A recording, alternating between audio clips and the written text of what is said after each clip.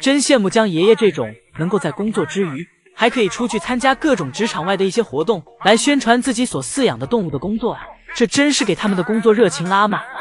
像江爷爷最近还受邀参加了我国驻光州总领事馆举办的庆祝我国成立75周年的招待会，这真是给爱宝乐园找满。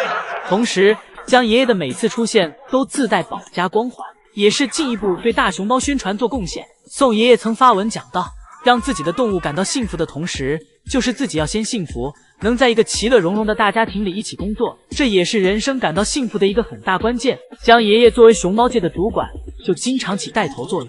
江爷爷的妻子擅长烘焙，江爷爷就经常将妻子制作的蛋糕给同事们分享。当瑞宝、辉宝出生时，江爷爷不会只关注于乐园的那点资源，江爷爷自己自费用心的为瑞宝、辉宝制作了4个荞麦枕头，并且还会将自己农场里的种植的绿色瓜果带给宝家。这个农场并不属于爱宝乐园，而是江爷爷私人的。江爷爷想带给瑞宝、辉宝的并不只有这些，而是因为瑞宝、辉宝是动物，他们只能吃些这种东西。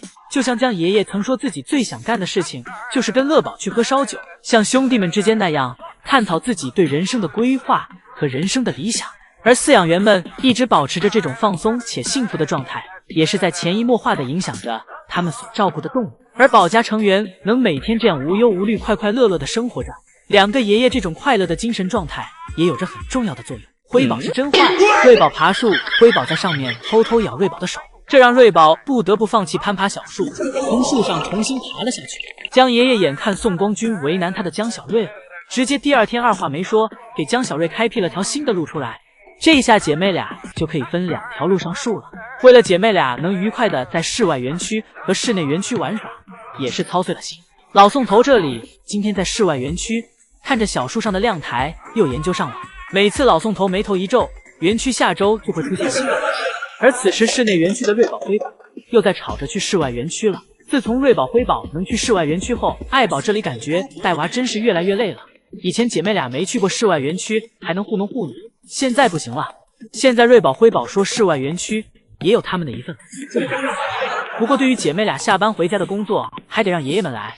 爱宝今天一到下班点就回家了，提前比姐妹俩回去一会儿，也能独自享受一会儿清静。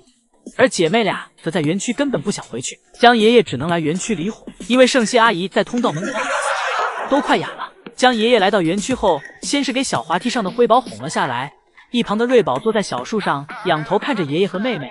瑞宝的小心思细腻着呢，虽然瑞宝小，但瑞宝什么都懂，看到爷爷只跟妹妹玩不跟自己玩，指定是又吃醋了。不过辉宝这里从小滑梯上下来后，并没有跟上爷爷，而是爬到小树上找姐姐去了。现在瑞宝、辉宝下班又成问题了。此时爱宝在室外玩完，正准备带着姐妹俩回室内，走到门口发现还少一只，又掉头走了回去。现在爱宝的任务就是给姐妹俩一只不落的全带回去。今天爱宝出门时嘱咐了姐妹俩要听自己的话，让其知道什么时候该放松到处玩耍，什么时候不能乱跑，要紧跟着妈妈，跟着大部队。爱宝给另一只带上后掉头走了回来。辉宝让妈妈和姐姐走前面，自己负责断后。这一家3口真是越来越有画面感了。瑞宝、辉宝在室外开心的同时，两个爷爷时隔半年再次来到了望福石上。不过望的不再是福，而是瑞和辉。两个爷爷轮班，135江爷爷来，246老宋头来。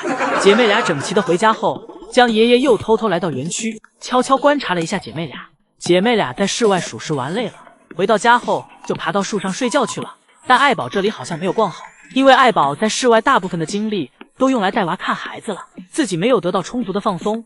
爱宝又来园区来回转了数圈，爱宝转了几圈后又饿了，来到了小亭子上，给瑞宝、辉宝树上竹子抽了几根下来，给自己垫了垫肚子。这时马上就要到下班点了，所以爷爷们还没有再次来给爱宝放新竹子。爱宝吃完竹子后，很快爷爷就给通道门打开了，爱宝走回了家。这是姐妹俩第一次独自去室外。爱宝回去后，江爷爷等不及的来到了园区，给姐妹俩检查身体，看看姐妹俩有没有在室外园区受伤。此时小滑梯上的辉宝心里对室外园区还是念念不忘的。辉宝看到爷爷走后，又想悄悄溜去室外园区，但通道门没开，加上门口比较黑，路都没走到头，辉宝就害怕的溜了回来。瑞宝这连续2天主动下班，都让老宋头有点不适应了。瑞宝这在通道门口站起来四处观察的样子，分明就是个小孩嘛，这让一旁的爱宝都看恍惚了。心想瑞宝怎么跟奶爸们一样两条腿走路了。今天下班点到了时，爱宝听到了外面引导员姨姨疏散游客的声音，一下子就坐了起来，然后分别看向了通道门口和奶爸门口。这时爱宝看到调皮的瑞宝在自己身后爬树的模样，这不让自己省心的样子让爱宝更坚定了自己想回家的心。爱宝给瑞宝从树上喊了下来，然后便走下了小亭子。被喊下树的瑞宝没事儿干了，只能去给爱宝添乱。爱宝走到通道门口喊奶爸给自己开门时，瑞宝像疯了一样在园区四处跑跳，释放着自己最后的那点体力。爱宝喊一声就回到自己的通道门口看看，喊一声就回自己的通道门口看看。爱宝来来回回看了2次，爱宝的样子让瑞宝都为此感到着急了。瑞宝直接在通道门口站了起来，心想这怎么回事儿？自己好不容易想主动下个班了，老宋头这里怎么还掉链子了？急得瑞宝又围着园区跑了一圈，等再回来时，通道门便打开了。瑞宝挤到妈妈身前，想要做第一只回家的大熊猫。而与此同时，辉宝这里还在树上呼呼睡大觉。姐妹俩这时而性格一样，时而性格不同，给爷爷们带娃体验感直接拉满。难得瑞宝今天想主动下班，辉宝这里也没让爷爷和姨母催，就直接回去了。因为爷爷跟瑞宝、辉宝讲，只要姐妹俩听话，以后天天让瑞宝、辉宝去室外玩耍。今天白天，江爷爷终于给姐妹俩把那期盼已久的室外通道门打开了。玩开心的瑞宝、辉宝下午回到园区后就很听话，果然小孩子是最容易满足的。下午时，瑞宝和辉宝一左一右的陪在妈妈身边，爱宝则爬在独木桥上守着姐妹俩。一会儿，爱宝突然想吸熊了，爱宝走到了离自己最近的瑞宝身边。瑞宝察觉到妈妈过来后，下意识还用手挡了一下。爱宝对瑞宝讲：“你挡有用吗？你挡是没用的。”还没等辉宝再次开口说话，辉宝就从小亭子上掉下去了。辉宝掉下去后，瑞宝这时又爬上来了。这时候可看出有2只熊的好处了，那就是玩丢一个还有一个。这时突然通道门开了，爱宝和瑞宝神同步的起身查看。激动的瑞宝起来后想从小亭子上翻下去，爱宝看着自己这没脑子的傻闺女，这傻行为立马就给瑞宝拉住了，制止了瑞宝的这一举动，让瑞宝赶紧上来。提醒完瑞宝，爱宝这里就往家走了。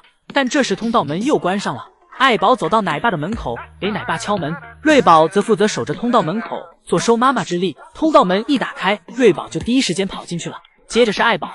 辉宝这里从刚才不小心摔下小亭子后，就一直在小亭子下面躺着没有动，给姨姨们演绎着从哪里摔倒就从哪里睡一觉的心灵鸡汤。辉宝回过神来后，发现妈妈跟姐姐都走没影了，这才赶紧跟上。大小姐驾到，通通闪开！爱宝对待自己孩子喜欢的时候是真喜欢，嫌弃的时候也是真嫌弃，就是这样的爱憎分明。爱宝讨厌姐妹俩时，恨不得给姐妹俩直接摔个屁了，亦或是直接送出去，问奶爸要不要，要的话直接拿走。以前揍福宝好歹都给福宝头上安个理由，现在揍瑞宝、辉宝统一称为是教瑞宝、辉宝防身技能，同时从小给姐妹俩施展威压，让他们分清大小王，这样姐妹俩长大后就只会害怕自己。因为以前福宝时自己单挑福宝，福宝始终都是打不过爱宝的，现在不一样了，姐妹俩团结起来，爱宝就吃不消了。